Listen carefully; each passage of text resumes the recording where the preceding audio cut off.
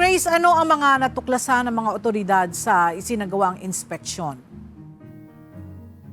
Yes, Ella, natuklasan ng mga otoridad ang direktang pagtatapon ng maruming tubig, tumatagas na septic tanks at animal waste sa Wed River tributary, kaya 19 na notice of violations ang agad na inisyo ng mga otoridad.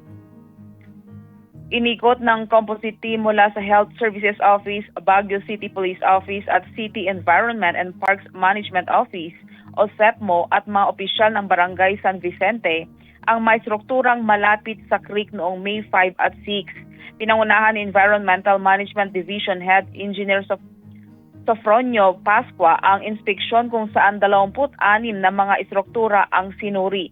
Sa mga paglabag na nadiskubre kabilang ang direktang paglabas ng mga wastewater mula sa mga toilet bowls, mga leaking septic tanks at pagtatapon ng dumi ng aso at baboy sa mga daluyan ng tubig.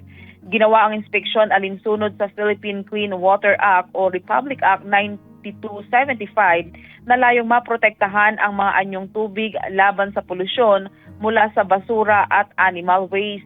Kasama rin sa ipinatutupad ang mga probisyon ng Philippine Environment Code at Environmental Code ng Baguio City upang mapanatiling malinis at ligtas na kapaligiran sa syudad.